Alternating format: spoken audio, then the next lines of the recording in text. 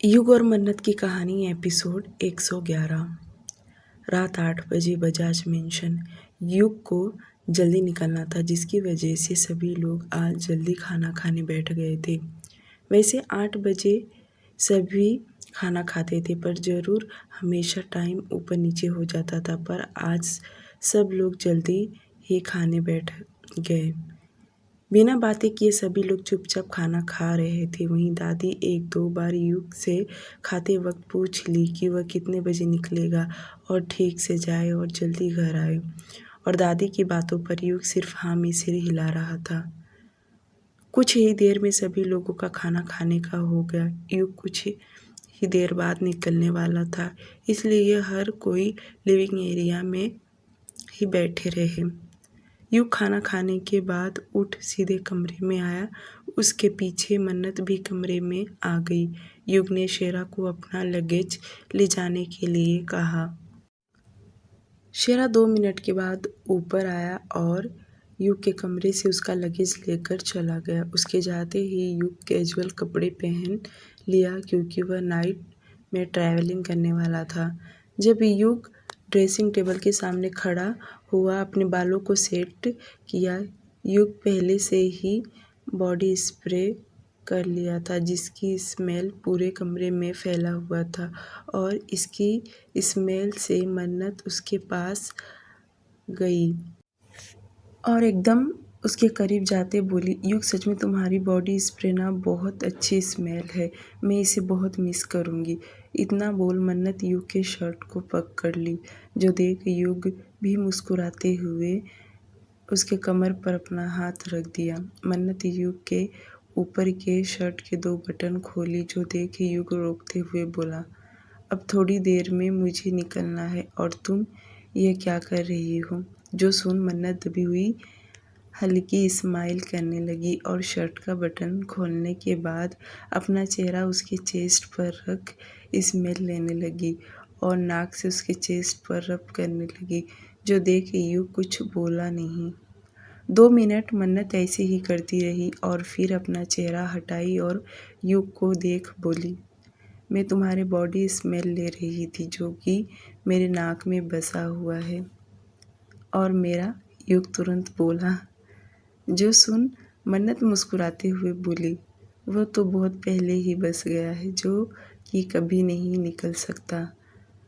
मन्नत का इस तरह से बात करना, युग उसे झटके से अपने गले लगा लिया। वह कस के अपने गले लगाया था और मन्नत ने भी अपने दोनों हाथ उसके गले में डाल दिए। इस वक्त दोनों अपनी अपनी आंखें बंद कर एक दूसरे को महसूस कर रहे थे। ऐसे ही 5 मिनट एक दूसरे को उन दोनों ने टाइटली हग करके रखा। उसके बाद युग मन्नत को खुद से दूर किया और उसके चेहरे को अपने हाथों में थामते हुए माथे पर किस करते बोला, जब तक मैं नहीं हूँ तुम घर से बिल्कुल भी बाहर नहीं निकलोगी। तुम्हें किसी भी चीज़ की कमी पड़े तो मॉम या राहुल को बता देना, पर तुम बाहर नहीं जाओगी। मन्नत ने भी अच्छे बच्चों की तरह हाँ भरी, क्योंकि उसे भी बिल्कुल परेशान नहीं करना था, क्योंकि अपने काम को लेकर कुछ ज़्यादा ही सीरियस है कि उसने काम में कोई अड़चन ना आए। मन्नत युग के शर्ट का बटन बंद करते हुए फिर से बोली, मेरे लिए वहाँ से क्या लेकर आओगे? जो सुन युग बोला, तुम बताओ तुम्हें क्या चाहिए? मन्नत बोली, मैं चाहती हूँ तुम कुछ अपने पसंद का मेरे लिए लेकर आओ। मन्नत युग से कुछ मांगे और युग उसे ना दे, ऐसा हो ही नहीं सकता। युग उसके हाथ को पकड़ हथेली पर किस करते हुए बोला, इसमें कहने वाली क्या बात है, मैं अपनी जंगली बिल्ली के लिए ज़रूर कुछ लेकर आऊँगा। युग के मुंह से अपने लिए जंगली बिल्ली सुन मन्नत नाक सिकुड़ाते हुए उसके चेस्ट पर अपने हाथ से उसे हल्का पंच मारने लगी। उसके बाद ही युग मन्नत का हाथ पकड़ आगे कदम बढ़ाते हुए बोला, चले? मन्नत भी कदम आगे बढ़ाते हुए बोली, हाँ चलो, मैं अब बेड पर अकेली फैल कर सोऊंगी। मन्नत की बातें सुन युग सिर्फ मुस्कुराया, क्योंकि वह जानता है मन्नत ऐसे ही ऊपरी ऊपरी बोल रही है। क्योंकि वह खुद डरपोक है। इतने बड़े घर में वह युग के पास ही चिपक कर थोड़ी सी जगह में सोती है। युग का मन्नत का हाथ पकड़ के कमरे से बाहर निकला। दोनों बातें करते हुए नीचे आए, जहाँ पर सभी लोग उन दोनों के आने का इंतजार कर रहे थे। युग उन सभी के बीच में गया। सबसे पहले उसने अपनी दादी और मॉम का पैर छुआ और उसके बाद युग राहुल को कुछ इंस्ट्रक्शन दिया। राहुल और युग साइड में खड़े होकर यूं ही 2-5 मिनट बातें की। उसके बाद दोनों आगे आए। राहुल बोल रहा था कि वह युग को एयरपोर्ट छोड़ने के लिए जाएगा, पर युग साफ साफ मना कर दिया कि वह इतनी रात को उसे छोड़ने के लिए ना जाए, वह चला जाएगा। जब राहुल ने कहा तो मन्नत का भी दिल करने लगा कि वह युग को छोड़ने के लिए एयरपोर्ट जाए, पर मन्नत कुछ बोली नहीं। वहीं जो युग ने राहुल को साफ साफ मना कर दिया तो वो मन्नत को कब हाँ कहता, जिसके चलते मन्नत चुप ही रही। वहीं ड्राइवर ने कार लेकर खड़ा हो गया। शेरा अंदर आया, युग की तरफ देख बोला, बॉस गाड़ी रेडी है। शेरा को देख युग एक नज़र सभी की तरफ घुमाया और उसके बाद वह अपने दोनों हाथ से जेब पॉकेट में डाले मेंशन से बाहर निकला। उसके पीछे पीछे राहुल भी बाहर आया तो मन्नत भी उसके पीछे बाहर निकली और लास्ट में बाहर आ गई। बाकी के लोग नहीं बाहर आए। मीरा जी दादी को लेकर उनके कमरे में चली गई, क्योंकि दादी रोज़ खाना खाने के बाद कमरे में आराम करने चली जाती थी, पर आज वह काफ़ी देर से लिविंग एरिया में ही बैठी हैं और उनका दवाई का भी समय हो गया था। अगर दादी बाहर जाती तो युग उन पर गुस्सा करने लग जाता, जिसके चलते मीरा जी उन्हें उनके कमरे में लेकर चली गई। इधर बाहर युग कार में बैठ गया और शेरा ड्राइवर के पास बैठ गया। मन्नत, राहुल, काव्या तीनों युग को बाय किया और देखते देखते उसकी कार मेन गेट से बाहर निकल गई और जब गेट का दरवाज़ा बंद हुआ तो तीनों अंदर जाने के लिए मुड़े। मेंशन के अंदर आते ही तीनों एक दूसरे को गुड नाइट बोलकर अपने अपने कमरे में चले गए। मन्नत जब अपने कमरे में आई तो हमेशा की तरह उसने फिर से लाइट नहीं बंद की और जाकर बेड पर लेट गई। मन्नत को भी पता था कि इतना जल्दी उसे नींद नहीं आएगा, तो मोबाइल ले सबसे पहले उसने सुबह के 7 बजे के लिए अलार्म लगा दी, क्योंकि उसे भी पता कि वह जल्दी उठ नहीं पाती। मोबाइल में अपने और युग के फ़ोटो देखने लगी और इसी के साथ न जाने कब उसे नींद आ गया और वह तुरंत सो गई। सुबह का समय, मेहता बंगलो। सुबह के 6 बजे जब रेहान का आँख खुला तो देखा नैना का चेहरा उसके तरफ ही था, पर दोनों के बीच में थोड़ा सा डिस्टेंस था। रेहान को एक्सरसाइज के लिए जाना था, फिर भी वह वैसे ही लेटकर नैना को देख रहा था। यूं ही 5 मिनट उसे देखता रहा। 5 मिनट से 10 मिनट हो गया यूं ही उसे देखते देखते कि तभी नैना की आँख हिलने लगी। रेहान को पता चल गया कि अब नैना उठने वाली है, पर रेहान तभी भी उसे वैसे ही देखता रहा। नैना अपनी आंखें मसलते हुए खोली तो देखी तो रेहान उसे ही देख रहा था। रेहान को इस तरह देखता देख नैना तो हड़बड़ा के उठकर बैठ गई और एक नज़र अपने कपड़े और खुद पर डाली। उसे इस तरह उठता देख रेहान भी उठकर बैठा और स्लो आवाज़ में बोला, क्या हुआ? कुछ बुरा सपना देखा क्या तुमने?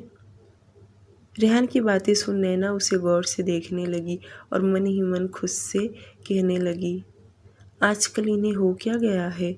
यह तो मेरा पीछा ही नहीं छोड़ रहे, उठते बैठते खाते सोते हर जगह पीछा कर रहे हैं।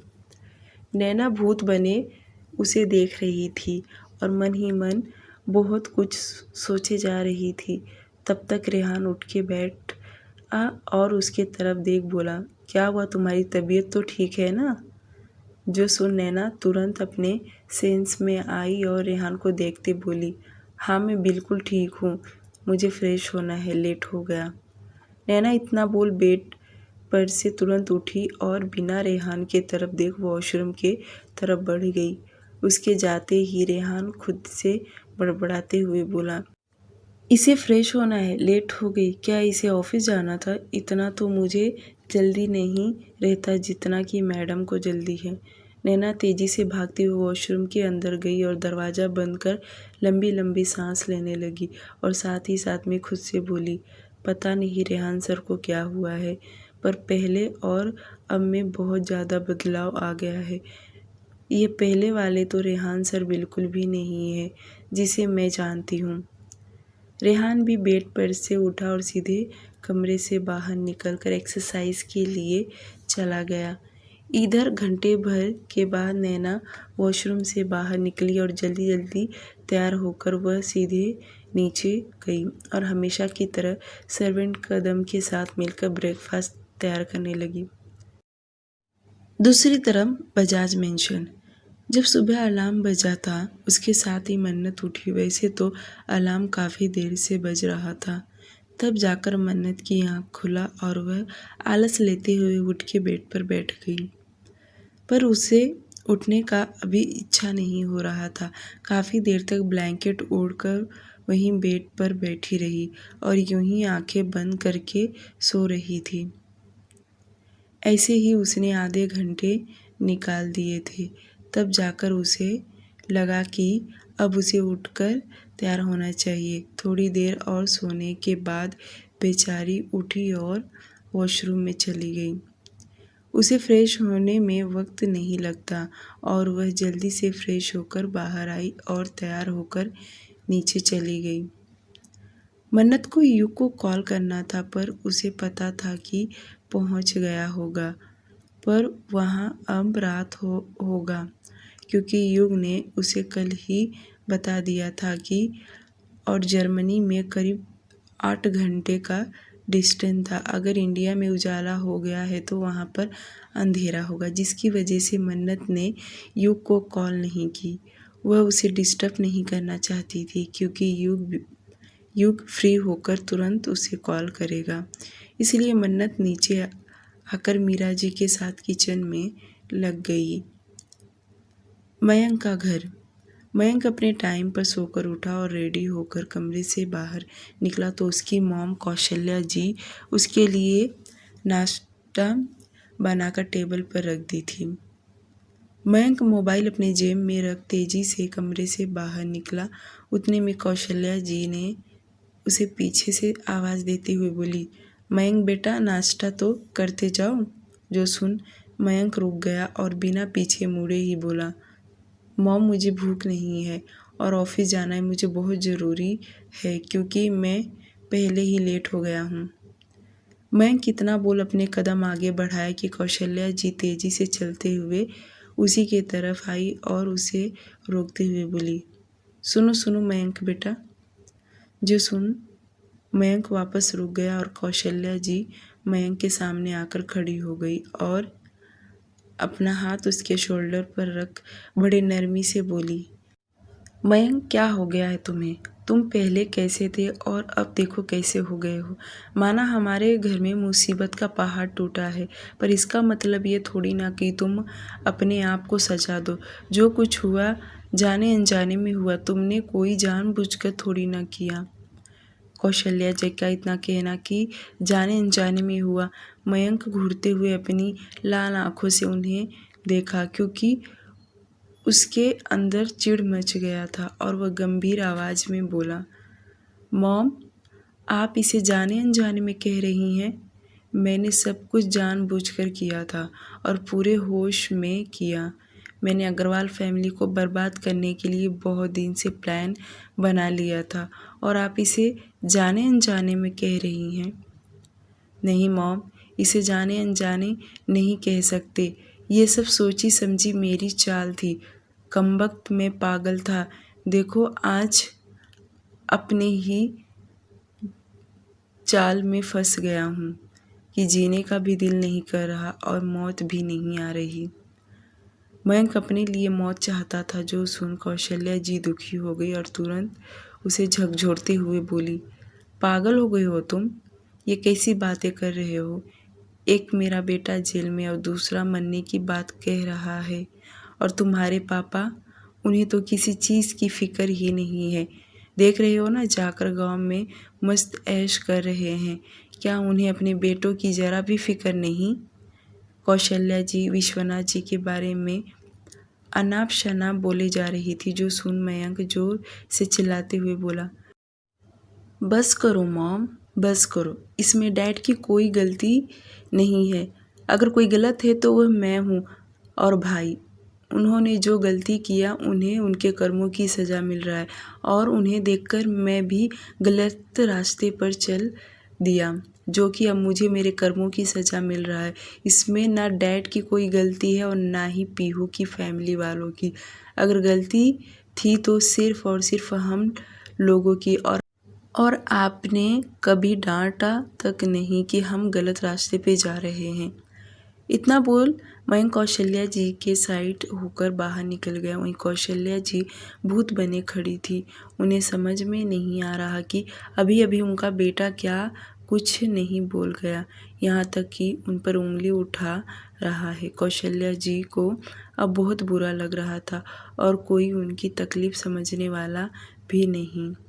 अब उनकी आंखों में आंसू आ गया और वह रोते हुए धीरे धीरे कदम आगे बढ़ाए और सोफे के पास पहुंचकर रोने लगी। मयंक इन दिनों अपनी मॉम से खफा खफा रहने लगा था, जो कि कौशल्या जी अच्छे से समझ गई थी कि मयंक उनसे नाराज है। वह बात नहीं करना चाहता था। अब उन्हें अपना घर पूरी तरह बिखरा हुआ नजर आने लगा। हर कोई बिखर गया था। जो एक वक्त एक साथ एकजुट रहते थे, आज टूटे हुए कांच की तरह बिखरे हुए थे। मयंक तेजी से घर से बाहर निकला और जल्दी जल्दी चलते हुए कार के पास पहुंचा और कार का दरवाज़ा खोल अंदर बैठ गया और दरवाज़ा जोर से बंद कर दिया। स्टीयरिंग व्हील पर अपने दोनों हाथ रख अपने सिर रख लिया और आंखें बंद करके बहुत कुछ सोचने लगा। उसका दिमाग इस वक्त काम नहीं कर रहा था और बंद किए हुए आंखों बड़बड़ाते हुए कहने लगा, वह याद आती रहती है मुझे हर वक्त, मेरे काम काज के बीच में। मैं रोने लग जाता हूँ अपनी हंसी मजाक के बीच में।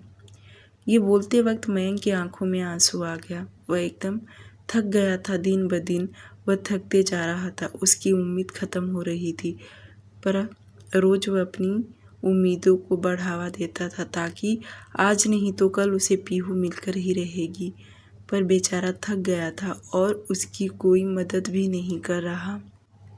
यूं ही 10 मिनट तक मयंक रोता रहा और अचानक से अपना सिर ऊपर उठाया और अपने अंगूठे से अपने आंसू को साफ किया और कार तेजी से चलाते हुए गेट से बाहर निकला और सीधे ऑफिस पहुंच गया। मयंक कार तेजी से चलाते हुए ऑफिस पहुंचा और कार में से बाहर निकला और तेजी से चलते हुए ऑफिस के अंदर गया।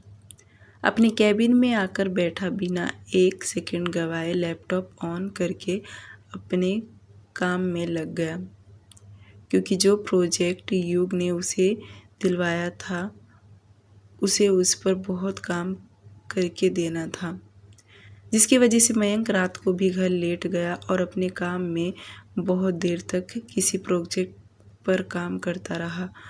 और आज सुबह भी वह जल्दी उठकर ऑफिस जल्दी आया ताकि वह इस प्रोजेक्ट से उसकी कंपनी की कंडीशन ठीक हो जाए और उसे उम्मीद भी था कि प्रोजेक्ट उसकी कंपनी तरक्की के रास्ते पर जा सकती है, जिसकी वजह से मयंक पूरी तरह मेहनत करने में जुट गया। दूसरी तरफ बजाज मेंशन करीब सुबह के 10 बजे सभी लोगों ने नाश्ता कर लिया था। हर कोई अपने काम में या आराम करने में लगा पड़ा था। दादी हॉल में बैठकर टीवी देख रही थी तो वहीं काव्या अपना मोबाइल ले शॉपिंग करने के ऑफर देखे जा रही थी। मोनिका तो नाश्ता करने के बाद जो अपने कमरे में गई तो वह बाहर निकली तक नहीं और मीरा जी नौकरों को काम बता रही थी। हर कोई बिजी था। वहीं मन्नत तो जल्दी से नीचे का काम निपटा कर भागते हुए अपने कमरे में आई, क्योंकि उसे युग से कॉल पर बातें करना था। मन्नत का मोबाइल चार्जिंग में था। उसने अपने चार्ज में से मोबाइल निकाल चेक की तो अभी तक युग का कॉल नहीं आया था। जो देख मन्नत मायूस हो गई और खुद से बड़बड़ाते हुए बोली, युग भी ना, इन्हें मेरे लिए ज़रा भी टाइम नहीं है। एक कॉल करने में क्या जाता है, पर नहीं, इन्हें तो बिज़ी रहना, लो मुझे ही कॉल करना पड़ेगा। मन्नत ऐसे ही बड़बड़ाते हुए युग को व्हाट्सएप वीडियो कॉल लगाई, पर नेट बंद होने के वजह से कॉल नहीं लग पाया। और दूसरी बात, युग का सिम इंडिया का था, जिसकी वजह से नॉर्मल कॉल लग पाना मुश्किल था। अब तो क्या ही कहे, युग ने कॉल नहीं किया, ऊपर से उसका नेट बंद है, जिसकी वजह से मन्नत को गुस्सा आ गया। मन्नत युग को भला बुरा कहने लगी और घड़ी में टाइम देखी तो उसे लगा हो सकता है युग अभी उठा हो, फ्रेश होता हो, जाने दो, बाद में उसे कॉल करूँगी। देखते देखते समय 11 बज गया, पर युग का कॉल नहीं आया और अब मन्नत ने उसे वापस कॉल लगाई, जो कि युग का नेट अभी भी बंद ही था। अब तो मन्नत का गुस्सा इतना बढ़ गया था कि अगर युग उसका कॉल अभी उठा लेता तो वह उसे न जाने क्या कुछ सुना देती। वह इस वक्त इतनी गुस्से में थी कि मानो वह युग से झगड़ा करने में पीछे नहीं हटती।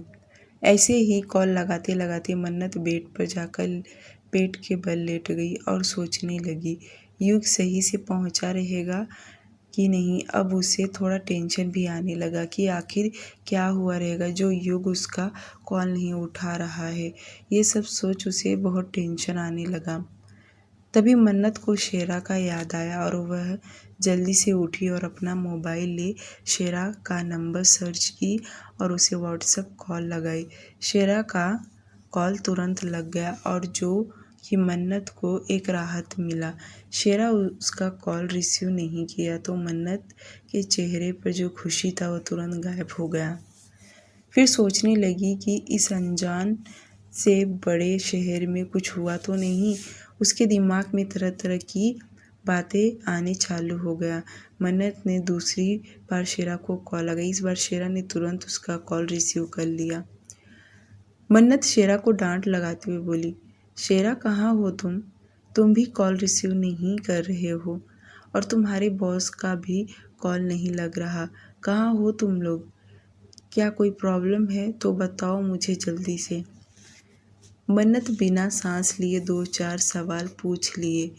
वहीं शेरा उसे शांत करते हुए बोला, सॉरी मैम, मैं आपका कॉल रिसीव नहीं किया। मैं जस्ट कैबिन से बाहर निकलकर आपको कॉल लगाने ही वाला था कि उतने में आपका कॉल आ गया और बॉस का मोबाइल मेरे पास है, क्योंकि बॉस अर्जेंटली मीटिंग अटेंड कर रहे हैं और हम जिस होटल में रुके हैं ये मीटिंग वहीं रखी हुई है, तो आप प्लीज़ परेशान मत होइए। शेरा की बातें सुन मन्नत अपनी आंखें बंद कर ली। अब जाकर उसे राहत मिला, पर मन्नत फिर भी गुस्सा करते हुए बोली, शेरा तुम्हारे बॉस की जैसी मीटिंग ख़त्म होगा उन्हें तुरंत कहना कि मुझे कॉल करना, वरना ठीक नहीं होगा। इतना बोल मन्नत ने कॉल कट कर दी और शेरा हाथ में मोबाइल ले देखने लगा और अपने दोनों कंधे उचकाते हुए मन ही मन कहा, मैम का गुस्सा तो सर से भी ज़्यादा है। 2 घंटे बाद मन्नत ने जब कॉल शेरा को की थी, उसके 2 घंटे बाद युग का मीटिंग ख़त्म हुआ और युग उसे होटल रूम से बाहर निकला और टॉप फ्लोर पर अपने रूम में चला गया और उसके पीछे पीछे शेरा भी आया और आते ही पहले इन्फॉर्म किया कि मैम का कॉल आया था। उन्होंने कहा है कि आपका मीटिंग जैसे ख़त्म हो जाए तो आप उन्हें कॉल कीजिए। युग ने उसके हाथ से मोबाइल ले लिया और अंदर चला गया। शेरा अपने कमरे में चला गया। अब जाकर युग अपना मोबाइल ऑन किया। सच में मन्नत का बहुत सारा कॉल आया था, यहाँ तक कि उसने मैसेज भी की थी, रोने वाली इमोजी भी भेजी थी। बहुत कुछ अपने दुख उसने इस मोबाइल में दर्शा दिए, जिससे युग भी समझ गया कि इन 3-4 घंटे में उसने बहुत कुछ सोच लिया है। युग सोफे पे बैठा और मन्नत को व्हाट्सएप वीडियो कॉल लगाया और मन्नत ने बिना देरी किए तुरंत कॉल रिसीव की। जैसे लग रहा था कि वह मोबाइल लेकर ही बैठी हो और मन्नत अपना मोबाइल ड्रेसिंग टेबल के पास रख दी और अपने दोनों हाथ फोल्ड किए युग को देखने लगी। पहले तो वह पूरी तरह युग को स्कैन की, युग ठीक ठाक तो है ना। उसके बाद तूफान की तरह बोलना चालू कर दी। युग, तुम्हें जरा भी शर्म है? एक कॉल नहीं कर सकते हो, पहुँचे या नहीं? मन्नत इतना ही बोली होगी कि युग बोला, रिलैक्स रिलैक्स, मैं खुद ही रात में आया और आते ही पहले रेस्ट किया, और मैं तुम्हें इसलिए नहीं कॉल किया क्योंकि तुम सोई रहोगी। और जब मैं उठा जैसे फ्रेश हुआ कि मुझसे मिलने इंजीनियर आ गया था और साथ में उनकी टीम, तो मैं क्या करता, तो इसलिए मैं तुम्हें कॉल नहीं कर पाया, उसके लिए सॉरी। अब आगे बोलो। युग अपनी बातें क्लियर बोल दिया, जो सुन मन्नत मुंह बनाते हुए बोली, अब मैं क्या बोलूं, मेरे पास कुछ शब्द नहीं है बोलने का। मन्नत इतना बोल चुप हो गई तो युग मुस्कुराते हुए बोला, क्यों, तुम्हें गुस्सा नहीं करना मुझ पर? मन्नत बिना बोले अपना सिर ना में हिला दी। युग आगे बोला, नाश्ता किया तुमने? और बाकी घर वाले क्या कर रहे हैं?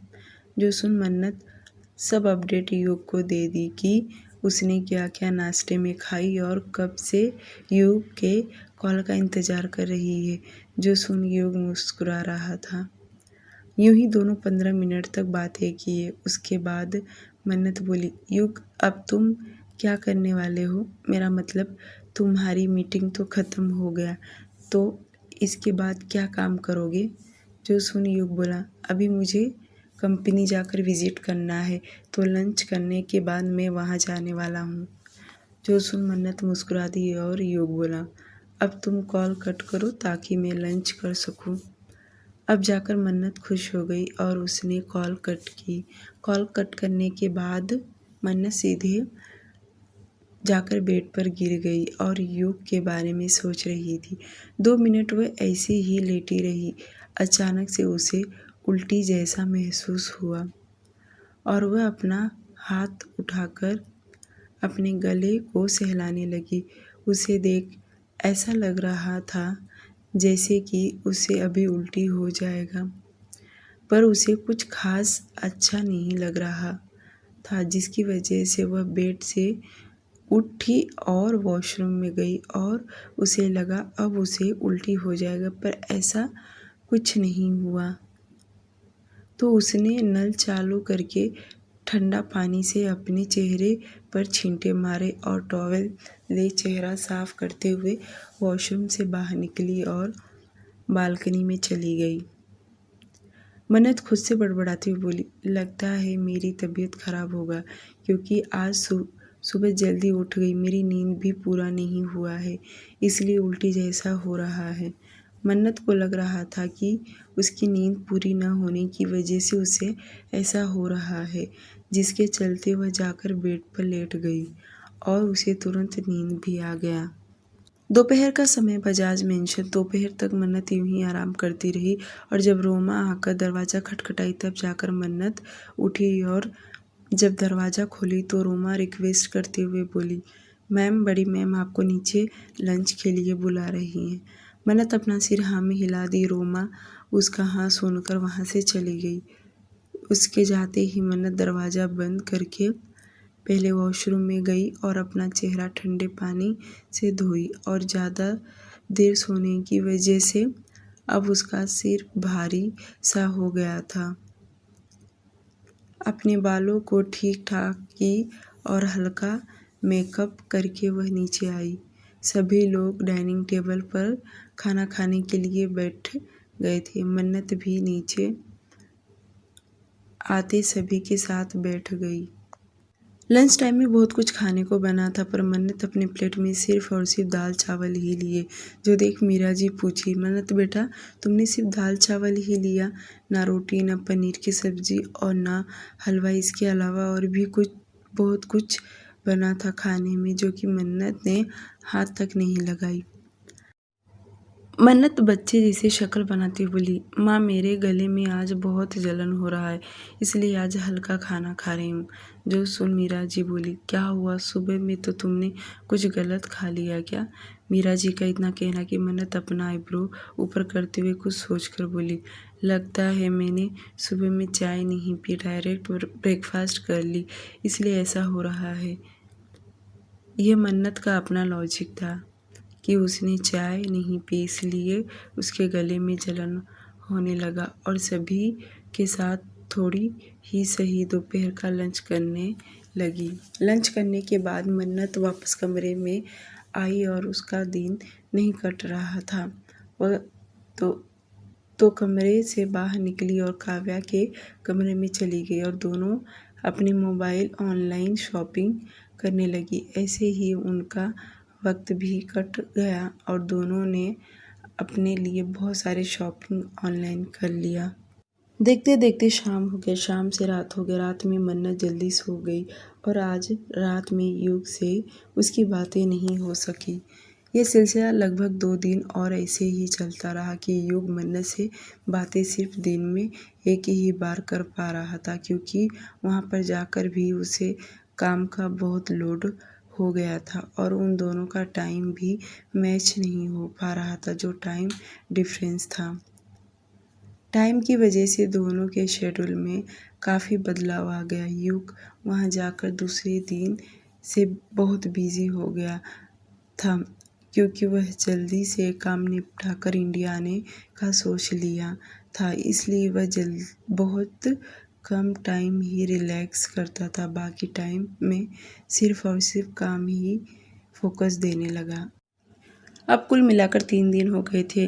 मन्नत तीसरे दिन युग को दोपहर में लगातार कॉल कर रही थी, पर युग के मोबाइल का नेट ऑन था पर वह कॉल रिसीव नहीं कर पा रहा, जिससे मन्नत चिढ़ गई थी, पर खुद को रिलैक्स करते हुए बाद में कॉल करने का सोची। आज के लिए सिर्फ इतना ही। प्लीज़ लाइक और सब्सक्राइब कर दीजिए।